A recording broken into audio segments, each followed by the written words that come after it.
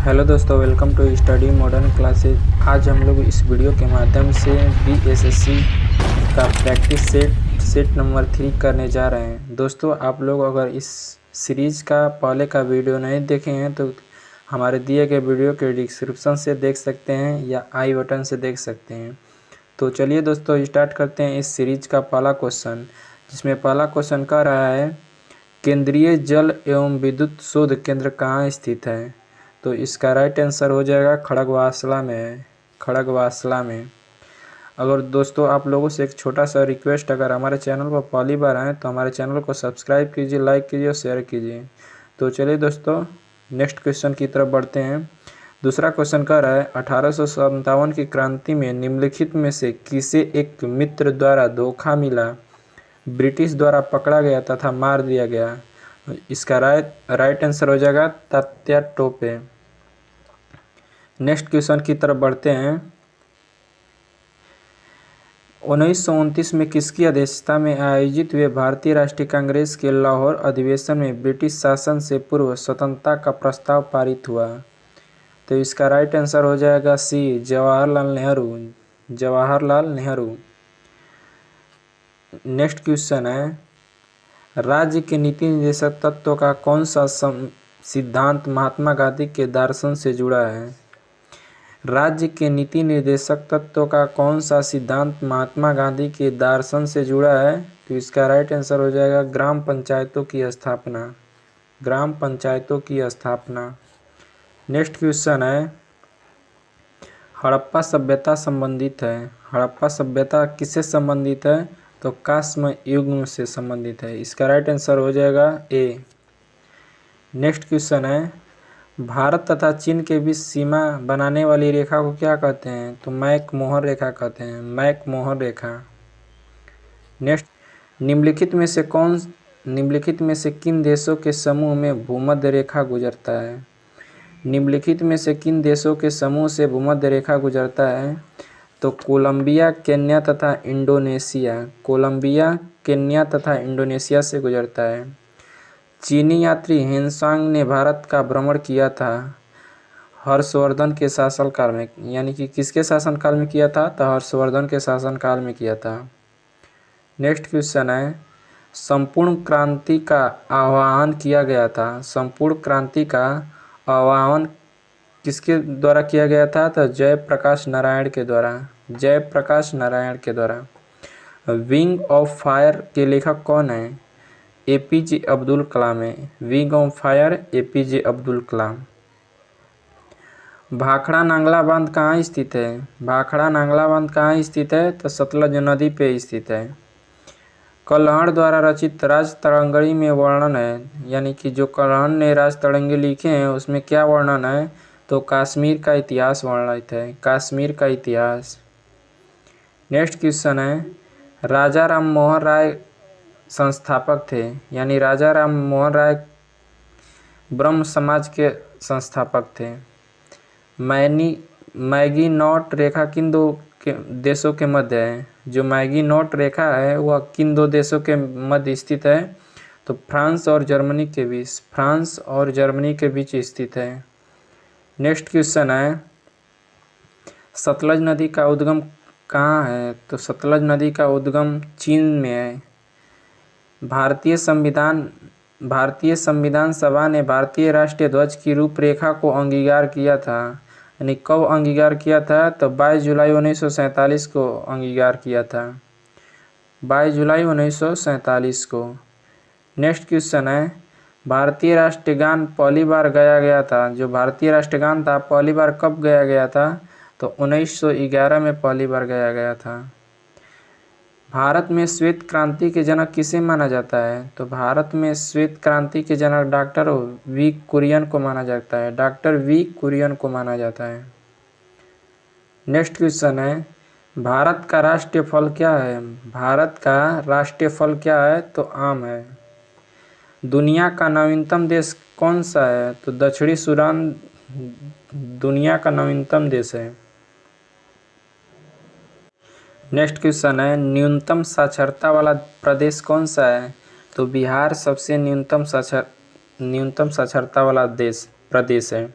सम्राट अशोक जिसने 40 वर्षों तक भारत में राज किया की राजधानी का उस समय नाम क्या था? सम्राट अशोक जिसने 40 वर्षों तक भारत में राज किया की राजधानी का उस समय नाम क्या था? इसका राइट आंसर हो जाएगा पाटलिपुत्र था। नेक्स्ट क्वेश्चन की तरफ बढ़ते हैं। ऐसा प्रथम इंजीनियर स्नातक जो किसी राज्य का 2 बार मुख्यमंत्री रहा हो वह संबंधित है किस राज्य से? तो वह बिहार से संबंधित है, बिहार से। निम्नलिखित में से कौन सा देश आसियान का सदस्य नहीं है?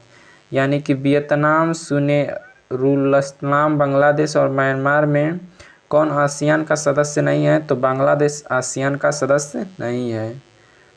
नेक्स्ट क्वेश्चन है, उस राज्य का नाम बताया जहां से भारत का प्रथम राष्ट्रपति चुना गया था। उस राज्य का नाम क्या है? तो बिहार है, जहां से भारत का प्रथम राष्ट्रपति चुना गया था। सिखों के 10वें गुरु गुरु गोविंद सिंह का जन्म कहाँ हुआ था? तो पटना में हुआ था। गुरु गोविंद सिंह का जन्म पटना में हुआ था।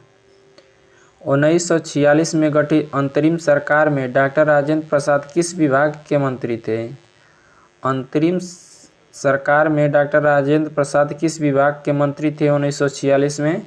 तो खाद्य एवं कृषि मंत्री थे, खाद्य एवं कृषि मंत्री। वैश्विक तापमान के बढ़ने की समस्या से निपटने के लिए अपने लोगों को कार्बन कर लगाने का प्रस्ताव करने वाला विश्व का पहला देश निम्नलिखित में से कौन सा है? तो विश्व में से पहला देश कौन है? तो न्यूजीलैंड है, न्यूजीलैंड।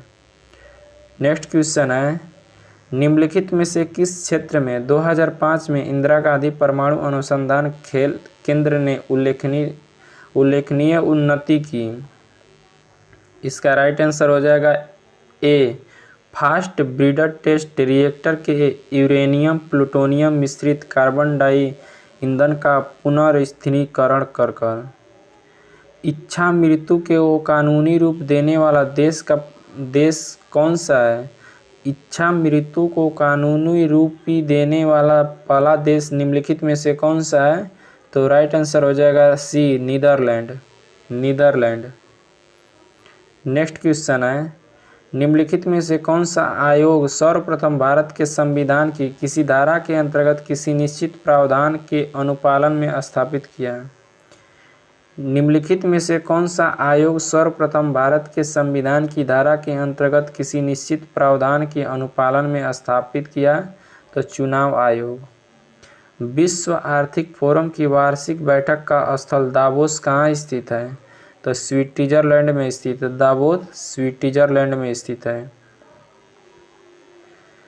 ओलंपिक खेलों में किस खेल के लिए बैरल बार्कर कप दिया जाता है?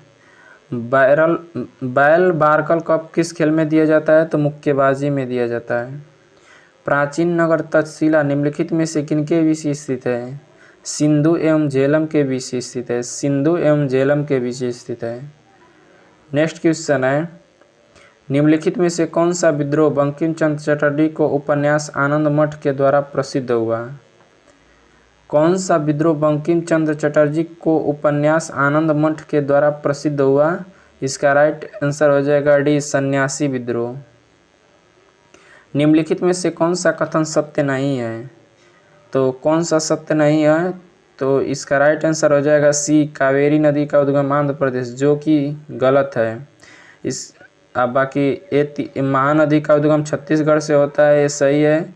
गोदावरी नदी का उद्गम महाराष्ट्र से होता है, ये भी सही है। ताप्ती नदी का उद्गम मध्य प्रदेश से होता है, ये भी सही है। लेकिन कावेरी नदी का उद्गम आंध्र प्रदेश से नहीं होता है, ये गलत है। Option number C. Next question की तरफ आगे बढ़ते हैं। निम्नलिखित में से कौन एक हिंदुस्तानी शास्त्रीय गायक है? इनमें से कौन हिंदुस्तानी शास्त्रीय गायक है? तो गंगूबाई गल है, गंगूबाई गल। कोलंबो से अल्मोड़ा तक व्याख्यान निम्नलिखित में से किसके अनुभवों पर आधारित है? कोलंबो से अल्मोड़ा तक व्याख्यान निम्नलिखित में से किसके अनुभवों पर आधारित है? तो स्वामी विवेकानंद, स्वामी विवेकानंद। नेक्स्ट क्वेश्चन है, वैज्ञानिक तथा औद्योगिक अनुसंधान परिषद का अध्यक्ष कौन होता है? इसका राइट आंसर हो जाएगा भारत का प्रधानमंत्री। भारत का प्रधानमंत्री। भारत में हरित क्रांति का जनक किसे माना जाता है? भारत में हरित क्रांति का जनक एम.एस. स्वामीनाथन को माना जाता है। एम.एस. स्वामीनाथन को।